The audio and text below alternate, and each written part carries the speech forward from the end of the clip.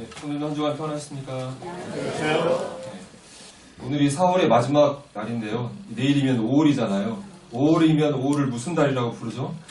가정의 달이라고 이렇게 부르지 않습니까? 그래서 어버이날도 있고 또 어린이날도 있고 또 부부의 날도 있고 하더라고요. 부부의 날은 혹시 며칠이신지 아십니까? 21일이더라고요. 둘이 하나가 되는 날. 그래서 21일인 것 같아요. 혹시 성도님들 입양의 날이라는 것이 있는 걸 아십니까?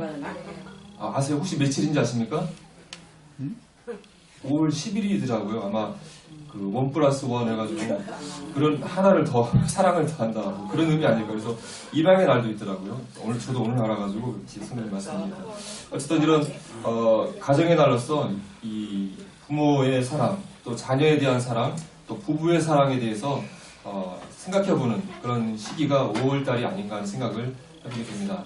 그런데 성도들에게 있어서 이런 사랑들보다 우리를 향하신 하나님의 사랑에 대해서 다시 한번 생각해보고 기억하면 참 좋지 않을까 생각을 해서 오늘 이 시간에는 끊을 수 없는 하나님의 사랑이라는 제목으로 로마서 8장 28절 이하의 말씀을 통해서 성도들과 함께 생각해보기를 원합니다.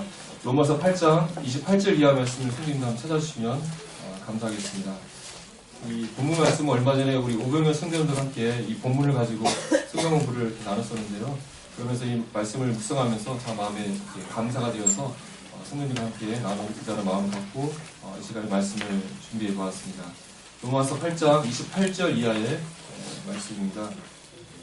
신약성경 255쪽 읽겠습니다.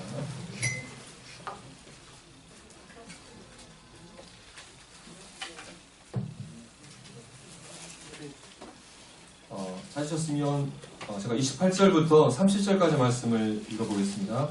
우리가 알거니와 하나님을 사랑하는 자, 곧 그의 뜻대로 부르심을 입은 자들에게는 모든 것이 협력하여 선을 이루느니라. 하나님이 미리 아신 자들을 또한 그 아들의 형상을 본받게 하기 위하여 미리 정하셨으니 이는 고로 많은 형제 중에서 맏아들이 되게 하려 하심이니라. 또 미리 정하신 그들을 또한 부르시고 부르신 그들을 또한 의롭다 하시고 의롭다 하신 그들을 또한 영화롭게 하셨느니라. 이 로마서 8장 말씀은 우리 여러 성도 형제님들이 또 강단을 통해서 교제하셨고 성도님들도 주로 묵상하면서 마음에 참 감동이 되는 그런 말씀으로 생각이 되어집니다. 28절 보게 되면 하나님을 사랑하는 자, 곧 그의 뜻대로 부르심을 입은 자들이라는 말씀이 나오고 있습니다. 하나님께서 우리를 미리 아셨고 또 우리를 미리 정하셨다고 28절, 29절, 30절에 말씀하고 있는데 우리를 미리 하시고 또 미리 정하셔서 우리를 부르셨는데 아무런 생각 없이 그냥 우리를 부르신 건 아닌 거죠. 우리를 부르신 하나님의 뜻이 분명히 있을 것입니다. 그렇다면 하나님께서 우리를 이렇게 미리 이렇게 부르신 하나님의 뜻은 무엇일까라고 성도님들은 생각하십니까? 왜 하나님이 우리를 미리 알고 정하셔서 우리를 불러서 택하셨죠? 여러 가지 설명을 할 수 있겠지만 28절 본문에 나와 있는 말씀처럼 하나님의 뜻대로 부르심을 입은 자 앞에 보면 하나님을 사랑하는 자들이라고 이렇게 표현이 되어 있습니다. 그래서 하나님께서 우리를 부르신 목적은 이 말씀을 통해서 하나님을 사랑하는 자들로 우리를 정하시고 아시고 우리를 부르셨다고 볼 수 있을 것 같습니다. 즉 하나님의 사랑의 대상으로 부르셔서 우리가 하나님을 사랑하는 자들로 삼기 위해서 우리를 부르셨다고, 그것이 하나님의 뜻이라고 우리는 생각할 수 있겠습니다.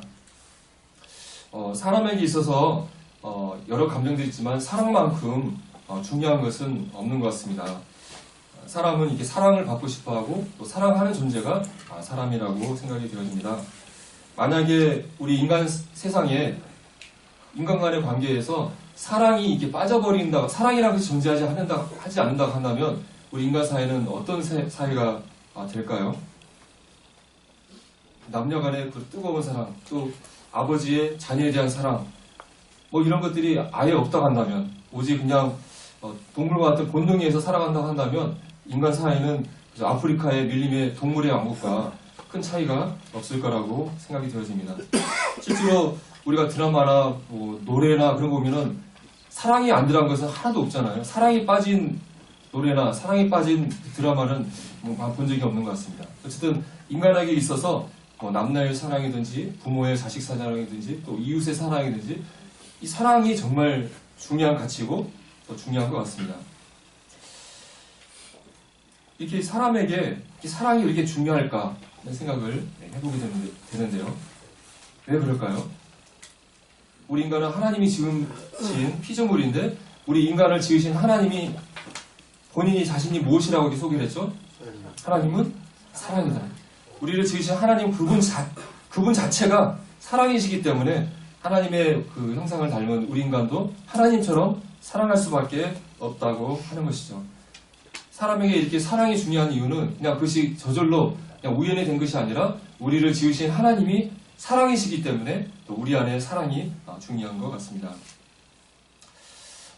이 사랑이라는 것은 그냥 혼자 사랑할 수는 없는 거잖아요. 사랑이라는 것은 사랑하는 상대방, 대상이 있어야만 사랑을 할 수 있는 것이죠.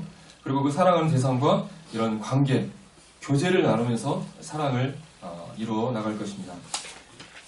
그렇기 때문에 사람이 사랑할 수 있는 대상은 인형이라든가 만화 속 주인공이라든가 로보트, 컴퓨터 속에 있는 가상인간과 진실의 사랑을 할 수는 없는 것이죠. 사람은 자신과 동일한 완전한 자유의지를 가지고 또 지정의를 가지고 있는 인격체인 사람과 정말 완전한 진실의 사랑을 나눌 수 있을 것입니다. 하나님도 마찬가지일 것입니다.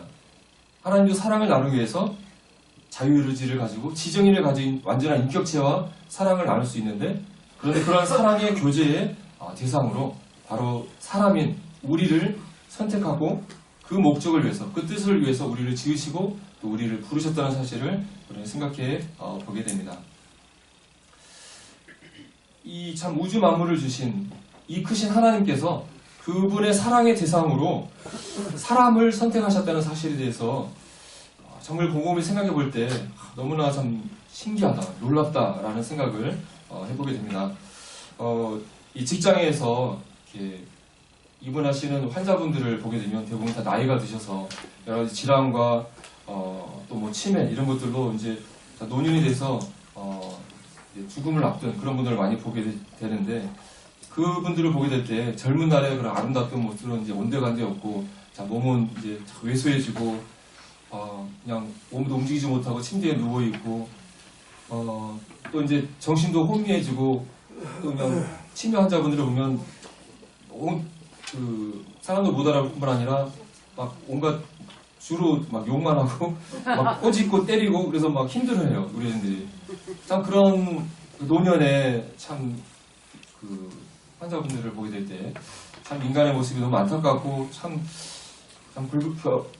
아름답지 못하다는 생각을 해보게 되고 또 나도 이제 나이 들면은 저런 모습으로 이제 언제 세상을 떠나겠구나 생각을 해보게 됩니다.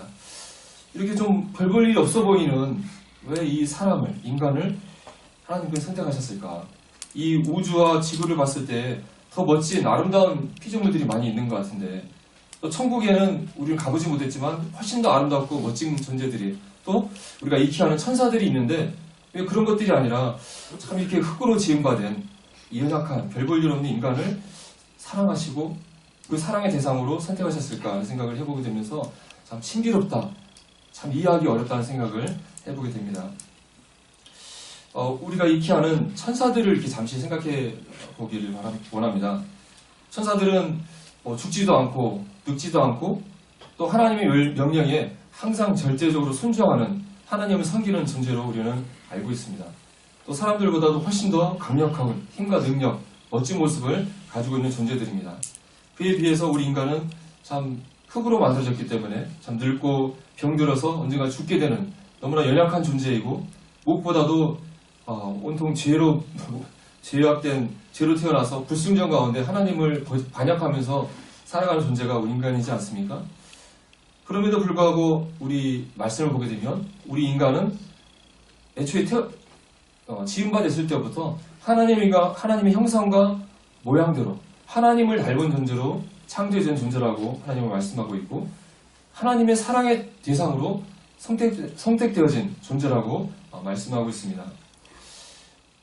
이 태초에 이게 반역했던 사단과 그를 따랐던 천사들이 이게 향해서는 그들을 다시 사하는 것이 없고 영원한 심판만이 예정되어 있지만 우리 인간은 죄를 지었음에도 불구하고 사랑하는 아들, 하나님의 아들 예수 그리스도를 내어줄 정도로 사랑하셔서 우리 죄를 사해 주시고 구속해 주신 것을 우리는 알고 있습니다. 그래서 구원받은 우리 인간들을 향해서 하나님의 자녀다, 예수 그리스도의 신부, 아내라고 말씀하고 있고, 또 이 하늘나라, 이 하늘의 유업을 이을 하나님의 상속자, 유업을 이을 자라는 좀 상상할 수 없는 엄청난 신분을 우리에게 허락한 것을 우리는 알고 있습니다. 반면에 성경 어느 구절에서도 천사들을 향해서 하나님이 천사 너희를 너무나 사랑한다, 그리고 너희들이 천사를 향해서 그리스도의 신부다, 하늘나라의 상속자라고 부르는 말씀 구절을 우리는 찾아볼 수가 없습니다. 오히려 반면에 천사는 성도들을 섬기는 영이다. 구원받은 성도들을 섬기는 영, 이게 쉽게 말해서 종들이라고 표현하는 것을 보게 됩니다. 그러면서 현재 인간은 잠시 천사들보다 조금 못한 상태로 있지만 영혼의 시간 안에 들어가게 되면 천사들보다 더 존귀한 신분이 될 것이고 우리 인생들이 천사들을 심판할 존재에 있을 것이라고 성경은 말씀하고 있는 것을 보게 됩니다. 이와 같이 우주의 창조주이신 하나님께서 사랑의 대상으로 천사가 아니라, 천사 말고도 우주에 있는 또 천국에 있는 어떤 존재들이 아니라 인간을 선택한 사실을 생각할 때 참 우리의 작은 머리로 이 하나님의 그 선택과 우리를 부르심이 참 놀랍다는 생각을 해보게 됩니다.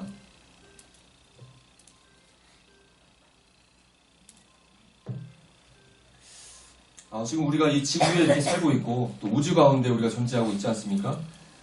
성경 역사만 보더라도 6,000년 넘는 인류 역사가 이 인간의 창조부터 지금까지 흘러가고 있습니다. 하나님께서 이 지구와 또 이 우주를 창조하시고 그 하나님의 뜻을 따라서 이 우주와 지구를 경영하고 계시는데, 도대체 이 지구를 만들고 우주를 만든 목적이 무엇인가 생각해 보게 됩니다. 이 대장장이가 막 샘물을 열심히 녹이고 그것을 녹여서 막 망치질을 막 하고 있습니다. 이 대장장이가 지금 무언가를 만드는지 어떻게 알 수 있을까요? 열심히 막 망치질을 한 다음에 그가 마지막으로 만들어낸 그 결과물을 보게 되면 대장장이가 이 샘물을 녹여서 이 호미를 만들려고 했구나, 칼을 만들려고 했구나 하면서 마지막 결과를 보면은 이 대장장이가 왜 이렇게 온 힘을 다해서 이걸 만들려고 했는지, 무엇을 만들었는지를 마지막 결과물을 보면 알 수 있겠죠. 그렇다 한다면 하나님께서는 이 우주와 이 지구의 역사를 통해서 마지막에 이 지구 우주 역사 끝에 마지막에 만들어내는 것, 마지막의 결과물을 보게 되면 하나님께서 이 우주의 역사를 통해서 만들기를 원하는 것이 무엇이었는지를 우리는 알 수 있을 것입니다. 이 지구와 우주의 역사가 끝난 다음에 마지막으로 남는 것이 무엇입니까? 인간. 무엇이 남죠? 인간. 네. 계시록 21장 말씀 보게 되면 새 하늘과 새 땅이 있게 됩니다. 처음 하늘과 처음 땅이 사라지게 되는 장면을 말씀하고 있습니다. 7년 대환란 후에 또 천년왕국이 끝난 다음에 새 하늘과 새 땅을 맞이하게 되는데, 이때는 기존에 이 지구와 우주에 있는 모든 것들은 다 사라지게 된다고 말씀하고 있습니다. 근데 이 지구와 우주 가운데 현재 존재하는 가운데 마지막으로 남게 되는 것이 있었는데, 그것은 무엇이었습니까? 그것은 바로 예수 그리스도의 신부, 하나님의 백성들인 것이죠. 새 예루살렘이 내려오게 되고 거기에 그리스도의 신부가 있는 것을 얘기하고 있습니다. 하나님의 백성이 마지막으로 남아서 하나님과 영원히 거하면서 하나님과 사랑의 규제를 나누면서 사는 장면을 보여주고 있습니다. 이 장구한, 우리가 생각했을 때 이 긴 지구의 역사, 이 장구한 우주의 역사를 통해서 하나님이 얻기를 원하시는 것은 다른 것이 아니라 바로 하나님의 백성, 예수 그리스도의 신부를 얻기를 원하는 것이 하나님의 우주와 지구를 창조하신 목적이라고 하는 것이죠.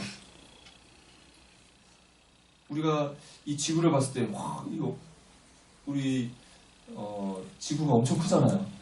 좋은 것들이, 우리나라도 다 가보지 못했는데 세계 각국에 엄청 아름다운 것들, 멋진 것들이 많이 있잖아요. 또 우주를 바라보면 상상할 수 없이 큰 우주, 아름다운 우주를 우리는 생각해 볼 수 있는데, 이런 큰 지구와 우주를 만드시고 이걸 경영하는데 하나님께서 경영하고 계시는데 하나님이 얻기 원하시는 것은 바로 구원받은 하나님의 자녀 예수 신보를 얻기 위해서 이 지구와 우주를 창조하셨다는 사실을 우리는 생각해 볼 수 있겠습니다. 바로 사랑의 대상으로 우리 성도님들을 얻기를 원하신 것이 하나님의 뜻이라는 것을 생각해 볼 수 있겠습니다. 이렇듯 하나님께서 사랑의 대상으로 우리 인간을 지으셨고 우리를 부르셨다고 말씀하고 있는데 그런데 문제가 있었죠. 인간을 사랑의 대상으로 지었는데 어떤 일이 생겨났습니까? 하나님께서 먹지 말라는 선악과를 이 사단, 뱀의 말을 듣고 홀라당 따먹어가지고 죄를 져버렸죠. 그래서 하나님과 사랑의 규제를 나누려고 한다면 죄가 없으신 하나님 앞에 범죄한 죄인된 인간은 사랑의 대상이 될 수가 없는 것이죠. 그렇기 때문에 인간의 죄가 해결되는 문제가 우선되어야만 했던 것입니다. 그래서 30절 말씀을 보게 되면 미리 정하신 그들을 또한 부르시고 부르신 그들을 또한 의롭게 하시고 우리가 첫사람 아담과 하와가 범죄하였기 때문에 우리가 하나님의 사랑을 대상으로 되기 위해서는 우리를 의롭게 하는 과정이 필요했던 것을 우리는 알고 있습니다. 32절 말씀 보게 되면 자기 아들을 아끼지 아니하시고 우리 모든 사람을 위하여 내어주신 하나님에 대해서 말씀하고 있습니다. 우리 성도님이 너무나 잘 아시다시피 우리의 죄를 사하기 위해서는 다른 것이 아니라 사랑하는 아들 예수 그리스도의 보혈만이 우리의 죄를 사할 수 있었고 그를 위해서 하나님께서 자신의 외아들 예수 그리스도를 또 예수 그리스도 본인은 자신의 목숨을 우리를 위해서 내어주시기까지 우리를 사랑하셨고 우리의 죄를 사해 주셨다고 성경은 말씀하고 있습니다. 화목제물로 아들을 내어주시는 하나님의 사랑을 우리는 잘 알고 있습니다. 도대체 이 다른 사람을 얼마만큼 사랑하면은 자신의 아들을 목숨을 내어줄 수 있을까요?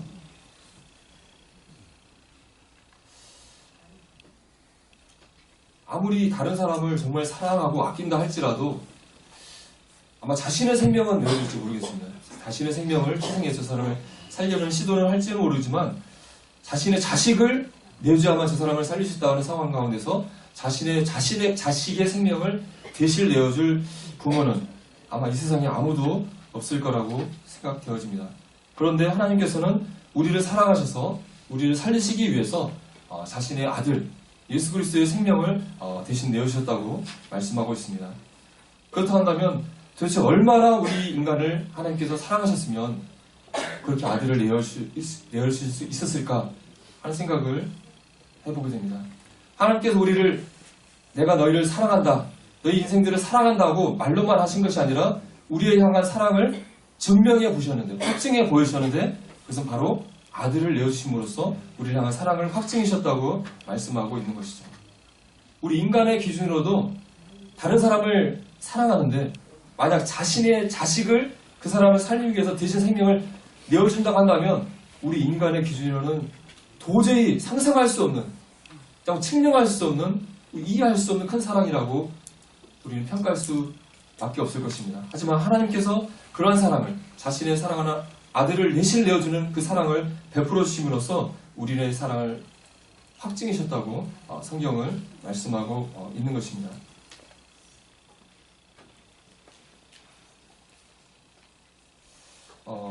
31절 이하의 말씀을 제가 또 한번 읽어보겠습니다. 그런즉 이 일에 대하여 우리가 무슨 말 하리요? 만약 하나님이 우리를 위하시면 누가 우리를 대적하리요? 자기 아들을 아끼지 아니하시고 우리 모든 사람을 위하여 내주신 이가 어찌 그 아들과 함께 모든 것을 우리에게 주시지 아니하겠느냐? 누가 능히 하나님께서 택하신 자를 고발하리요? 의롭다 하신 이는 하나님이시니 누가 정죄하리요? 죽으실 뿐 아니라 다시 살아나신 이는 그리스도 예수시니 그는 하나님 우편에 계신 자요 우리를 위하여 간구하시는 자신이라. 우리가 앞서서 하나님께서 우리를 사랑의 대상으로 우리를 부르셨고 우리가 범죄했기 때문에 우리를 사랑의 대상으로 삼기 위해서 아들 예수 그리스도를 내어주심으로 우리를 지었다, 의롭다 해준 사실에 대해서 살펴봤습니다. 그런데 이 사실에 반발을 품고 하나님께 대적하는 존재가 있다는 사실을 우리는 생각해 보게 됩니다. 누가 우리를 대적하리요? 라고 사도 바울이 얘기하고 있는데, 우리를 대적하는 존재가 누구입니까? 사단이죠. 사단은 그 이름 자체가 참소하는 자, 방해자, 대적자라는 의미를 가지고 있습니다. 사단은 원래 하나님에게 창조되어진 하나님을 찬양하는 천사자 중에 하나였지만 하나님께 반역하여서 범죄한 존재인 것이죠. 그래서 그는 나중에 마지막 심판 받을 때까지 하나님께 대적하는 일을 하는 존재입니다. 하나님께서 인간을 지으시고 인간을 의롭다 하시는 장면을 살펴보면서 사단은 이것을 반발하여서 하나님 앞에 인간을 고발하는 것을 우리는 상상해 볼 수 있을 것입니다. 이 31절 이하의 말씀을 보게 되면 하나님의 하늘에 있는 법정에 하나님이 재판장으로 앉아 계시고 우리 인간이 거기에 죄인으로 서 있고 검사 자리에 사탄이 서 있으면서 우리 인간을 고소하는 것을 보게 됩니다. 인간을 대적하면서 고소고발을 하는 것이죠. 인간은 죄인입니다. 인간들이 지은 이 죄의 이 목록들을 보십시오 하면서 막 검사들이 이 죄인을 심판할 때 막 엄청난 죄 목록을 적어놓고 막 고발하지 않습니까? 우리들을 향한 수많은 죄목들을 적어놓고 인간은 죄인입니다. 이들은 지옥에 가야만 마땅한 자들입니다. 도저히 하나님의 사랑을 받을 자격이 없는 자들입니다. 라면서 우리를 대적하면서 우리를 정죄하고 고발하는 검사 자리에 서 있는 사탄을 우리는 상상해 볼 수 있을 것입니다. 그런데 이 하나님의 법정에 이 검사 자리에 사탄이 서 있다 한다면 변호사의 자리에 누가 서 계시겠습니까? 예수 그리스도가 서 계시는 것이죠. 34절에 누가 정죄하리요? 죽으실 뿐 아니라 다시 살아나신 이는 그리스도 예수시는 그는 하나님 우편에 계신 자여 우리를 위하여 강구하시는 자신이라. 하나님 우편에 우리를 변호하는 변호사 자리에 하나님의 아들이 예수 그리스도가 서 계신 것이죠. 그러면서 우리를 위해서 강구하신다. 우리를 위해서 변호하시고 계시는 예수님을 우리는 생각해 볼 수 있을 것입니다. 이 하나님이 사랑하는 인간들은 죄가 없습니다. 그럼 하나님께서 이들이 죄가 없다는 증거가 무엇이냐고 이렇게 요구한다면 하나님께서 예수님께서 무엇을 보여드릴까요? 자신의 못 박힌 손과 발을 보여주면서 이 인간들의 죄를 사하기 위해서 내가 땅에 가서 이들을 위해서 십자가에 못 박히면서 피를 흘려주면서 그들의 죄를 다 대속했습니다 하면서 그걸 내 증거로 보이겠습니다 라고 변호사가 그 증거로 예수님께서 자신의 못 박힌 손과 발, 옆구리를 하나님 앞에 보시는 장면을 우리는 상상해 볼 수 있을 것 같습니다. 그렇다면 최종 판결은 어떻게 나겠습니까?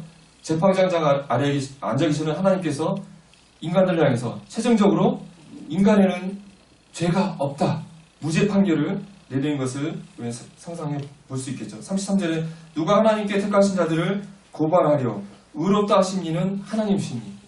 재판장 자리에 앉아 계신 하나님께서 인간들을 향해서 내 아들 예수 그리스도가 인간의 죄를 다 사했기 때문에 인간에는 더 이상 죄가 없다, 이들은 무죄다라는 판결을 내리시는 하나님의 모습을 우리는 상상해 볼 수 있을 것입니다.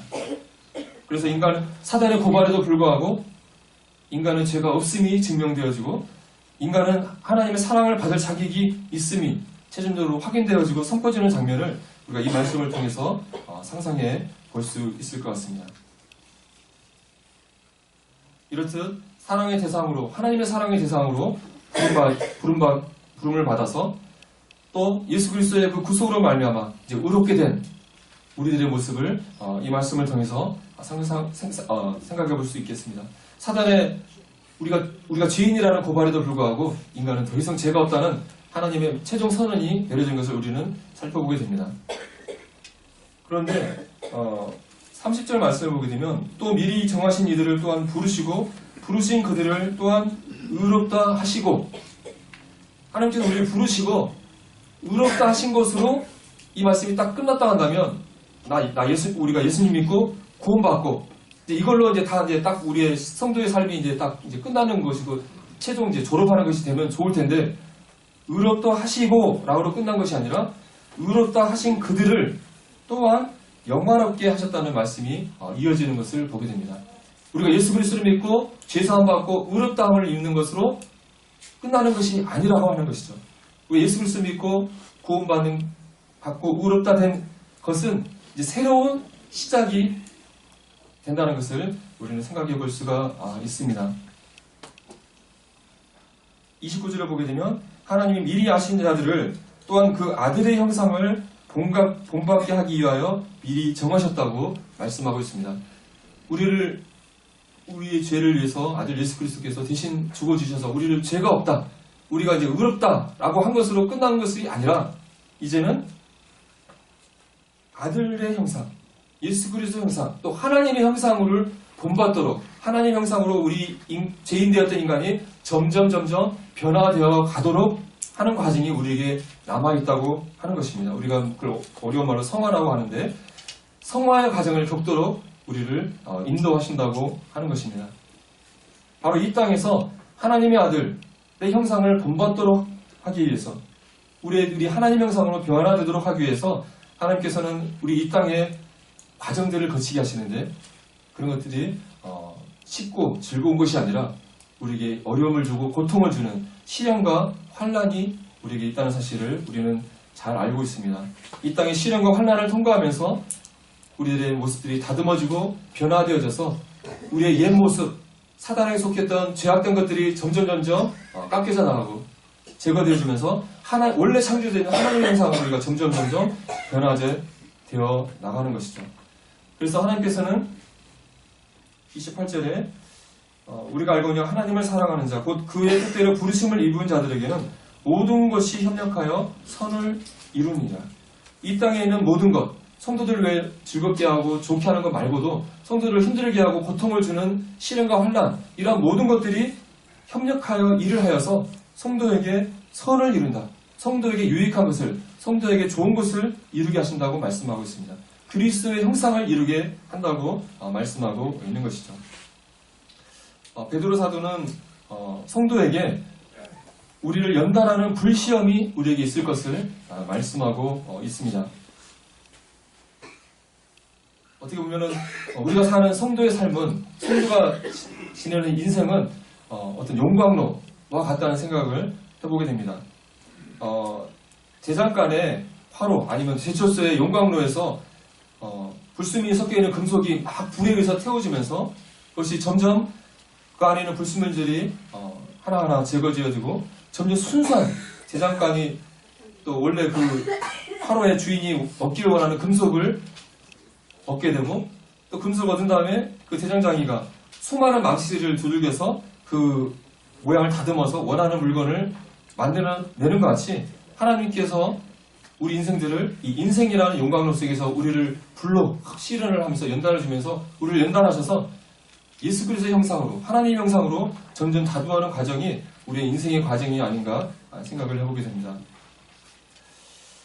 앞에서 하나님의 법정에서 인간을 정죄하는 것이 실패한 사단이 이제는 앙심을 품고 이 인생들을 이제 괴롭히기 위해서 여러 가지 위협을 주게 되는데 그런 여러 가지 위협들이 바로 우리들을 우리 성도들을 연단하는 불과 같이 연단하는 역할을 한다고 생각이 되어집니다.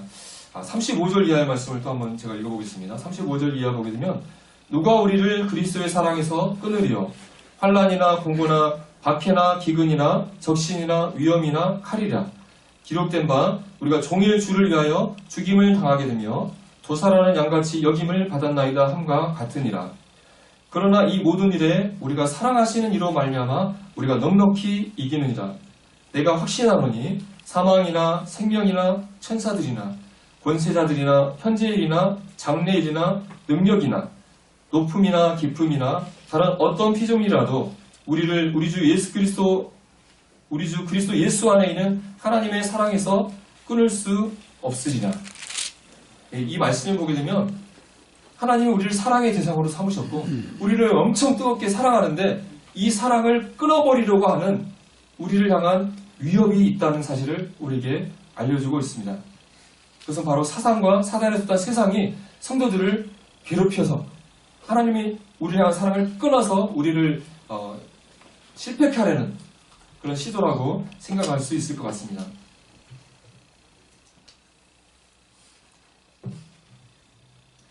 하나님의 크신 사랑이 우리 성도인들을 붙잡고 계십니다.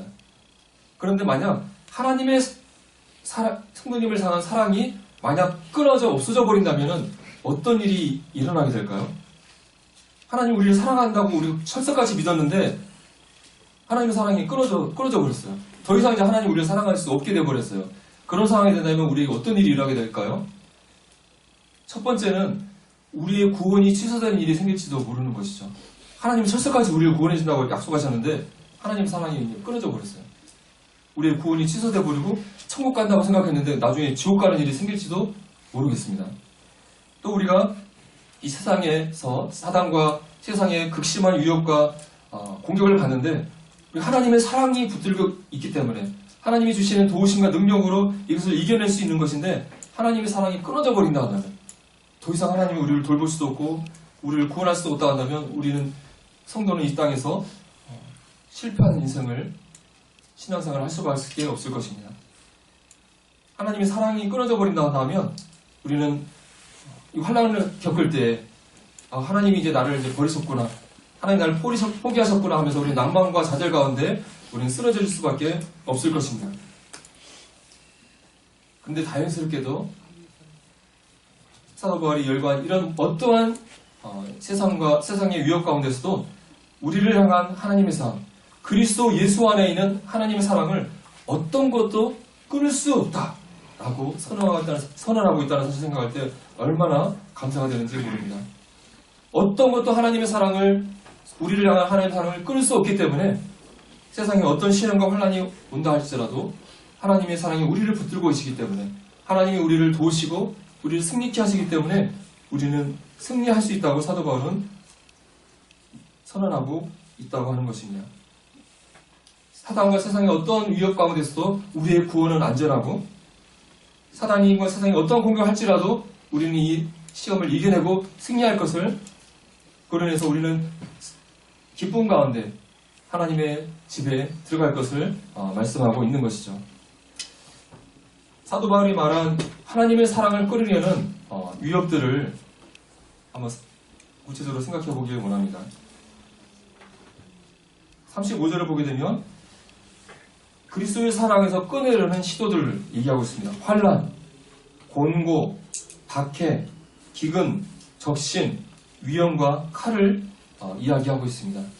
여기에 열거되어 있는 여러 가지 시련들은 사도 바울이 몸소 겪었던 시련들이지 않습니까? 초대교회 성도들이 겪었던 시련이고 지금도 하나님을 위해서, 주와 복음을 위해서, 교회를 위해서 헌신된 하나님의 백성들을 향해서 세상과 사단이 주는 위협들입니다.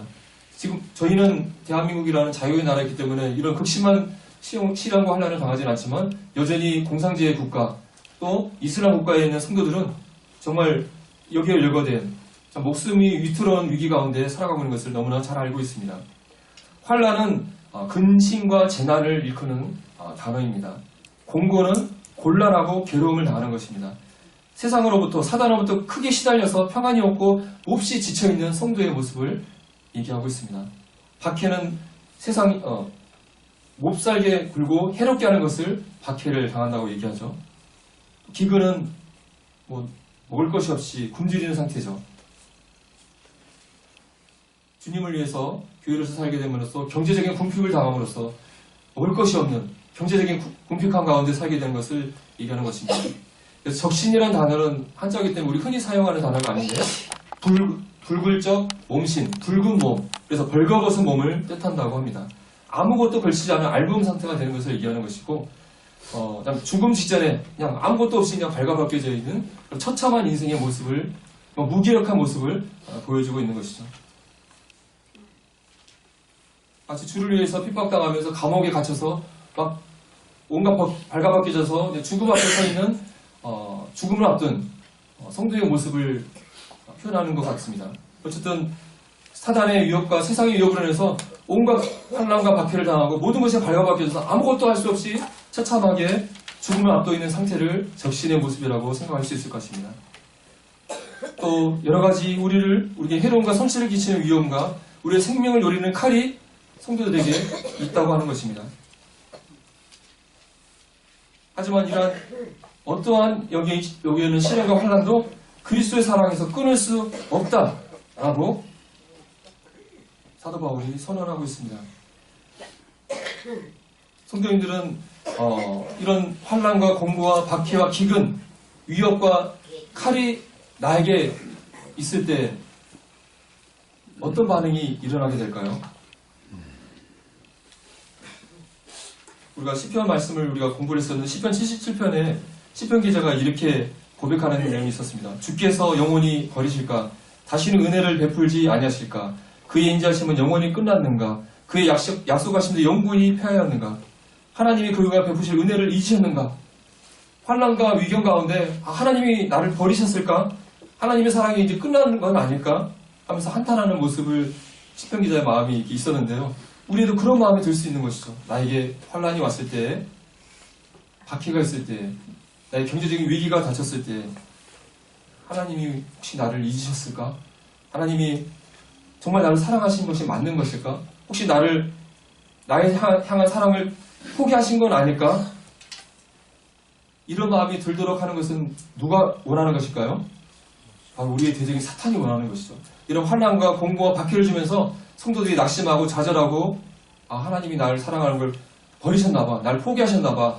하나님이 나를 향한 사랑을 끊으셨는가 봐 라고 하면서 오해하고 착각 가운데 쓰러져 실패하는 삶을 살도록 인도하는 것이 사탄이 원하는 것이라고 하는 것이죠. 하지만 결코 하나님은 우리를 향한 사랑을 버리지 않는다. 끊으시지 않으신다고 말씀하고 있습니다. 이어지는 말씀을 통해서 38절 이하에서 보면 또 사도 바울은 생각할 수 있는 모든 영역에서의 우리를 위협하는 것들을 나열하고 있는 것 같습니다. 사망이나 생명이나 사는 것과 죽는 것, 살고 죽는 것, 우리 인간에게 있어서 이것만큼 중요한 것은 더 없을 것입니다. 노화와 질병이나 암이나 사고, 재난 이런 것들이 성도의 목숨을, 생명을 위협하는 것이죠. 하지만 이 죽음의 위협도, 실제의 죽음도 성도를 향한 하나님의 사랑을 결코 끊을 수 없다고 말씀하고 있는 것입니다. 마태복음에 보면 참새, 흔히 보는 참새마저도 하나님께서 허락하지 않으면 떨어지지 않는다라고 말씀하고 계신 걸 보게 됩니다. 우리 머리끝까지 다 세시는 분이 하나님이시라고 말씀하고 있습니다. 하나님께서 사랑하시는, 하나님 존귀히 여기는 성도의 생명을 사단과 세상이 어찌하지 못한다고 하는 것이죠. 하나님 돌보시기 때문에 하나님의 선하신 목적을 위해서 다만 이런 것들이 허용된다는 사실을 우리 생각할 때 우리는 낙심하거나 낭망하는 것이 아니라 하나님이 사랑하시기 때문에 나에게 이런 것을 허락하시는 거라고 우리는 이해하고 감사할 수 있을 것입니다. 다음 이어지는 말씀에서 천사들과 권세자들에서 얘기하고 있습니다. 영적인 영역에서의 성도의 위협인 것이죠. 여기서 권세자들이 나와 있는데 영어 성경에서는 데몬이라고 표현되어 있습니다. 여기서 권세자들은 악령들, 사탄에 속한 악령들을 위협을 얘기하고 있습니다. 천사들의 힘도 세지만 귀신과 사탄의 힘도 인간보다 훨씬 강력하지 않습니까? 이런 악한 문제들, 사탄과 그에게 속한 악한 귀신들의 공격과 위협 가운데서도 하나님의 사랑은 결코 끊을 수 없다고 하는 것입니다. 이건 재미있는 상상인데요. 사탄과 귀신들이 막 함께 모여서 벌기 대회를 하는 거예요. 요즘 강화문 대회 가가지고 막 이거 하잖아요. 하지 말라고. 그런 것처럼 막 사탄과 귀신들이 모여가지고 하나님 앞에 가서 인간들을 지옥에 보내라 막 하고 인간들에 대한 사랑을 끊으면서 골기 대회를 하는 거예요. 그러면서 막 막 천국에 막 공격을 하고 이 상상인데요. 아무리 그랬다 한다 할지라도 하나님의 우리를 향한 사랑을 끊을 수 없다고 하는 것입니다. 사단이 아무리 날뛰어간다 할지라도 하나님에서는 그냥 세 발의 피인 거잖아요. 그런데 이 땅의 어리석은 인간들은 사단과 그 귀신들을 자신의 주인으로 섬기고 살아가는 많은 영적인 무당들이나 점술자들이 있지 않습니까? 그것은 얼마나 어리석은 인생인가를 생각해 볼 수 있겠습니다. 세 번째로 현재일이나 장래일이나 시간의 영역에 위협을 얘기하고 있습니다. 우리 현재 여러 가지 어려운 일들을 당할 수 있고 또 미래에 지금보다 더 무서운, 그로 인해서 더 두려움을 주는 미래의 위협들이 있을 수 있지만 현재일이든 미래일이든 어떤 것도 어떤 상황도 우리를 하나님의 향한 사랑에서 끊을 수 없다고 얘기하고 있습니다. 또 높음이나 깊음을 이야기하고 있습니다. 공간의 영역에서 높은 곳에 있는 것이든지 낮은 곳에 깊은 곳에 있는 것이든지 어떤 것도 우리를 향한 하나님의 사랑을 끊을 수 없다고 말씀하고 있습니다. 우리 이외에 높이 존재하면서 우리를 위협하는 것이 무엇인가 이렇게 생각을 해보았습니다. 우리 위에 있는 하늘에 있는 것들.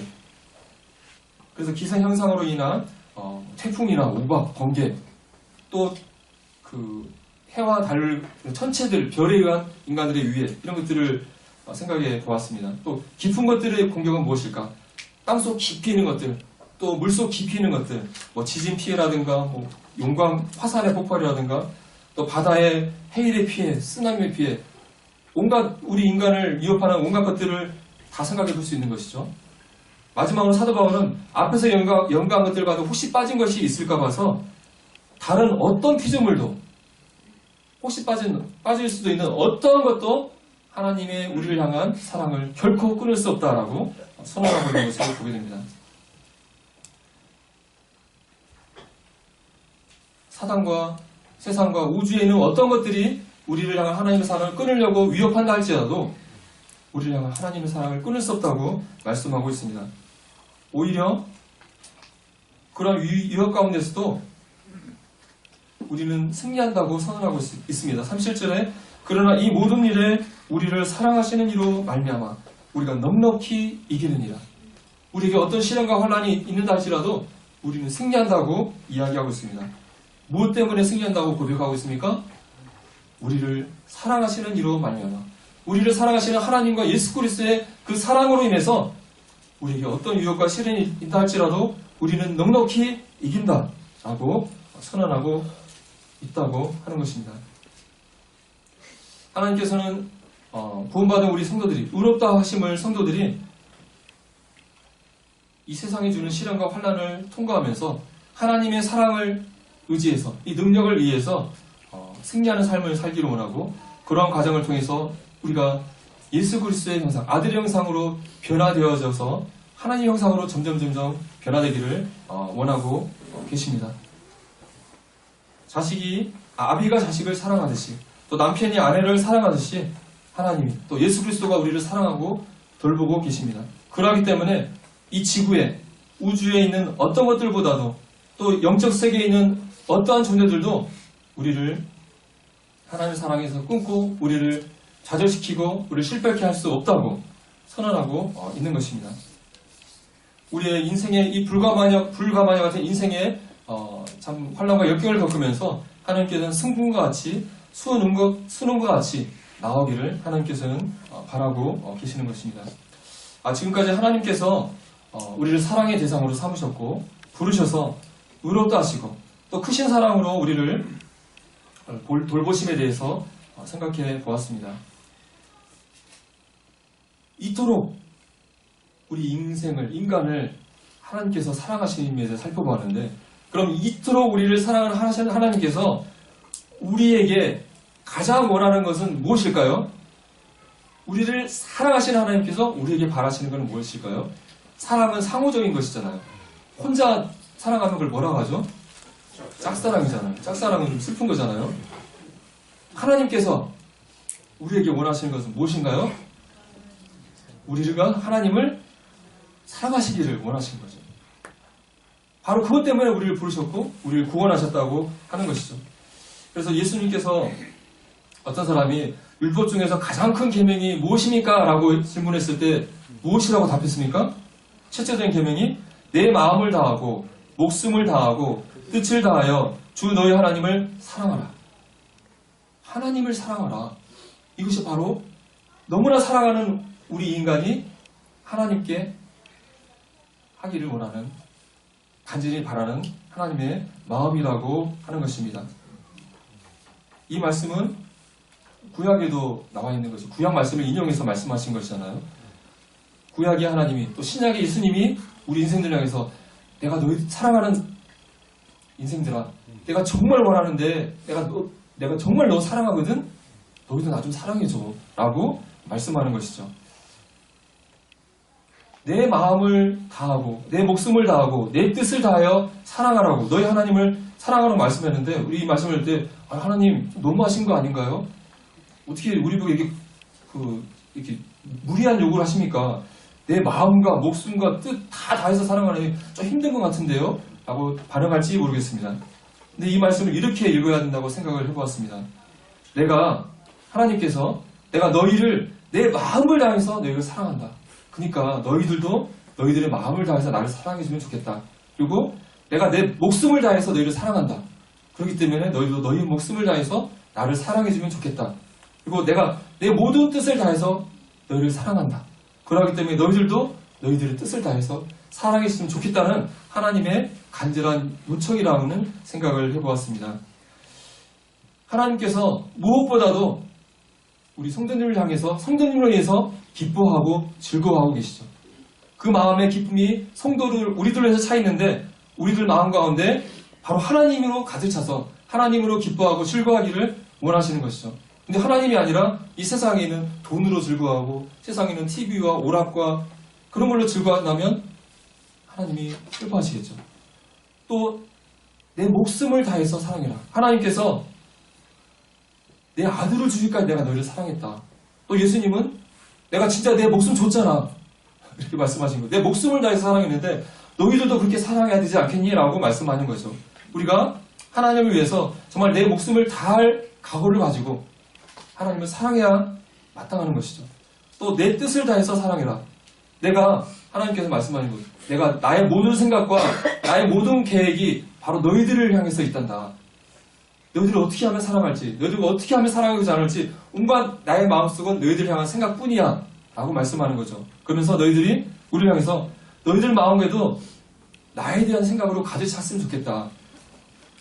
하나님이 어떤 분인지, 얼마나 사랑하시는지, 그리고 하나님이 너희를 향해서 뭘 원하는지 너희들이 알기를 원하고 너희 삶 가운데 그렇게 살기를 바랬으면 좋겠다라고 하나님께서 요구하시는 것이죠.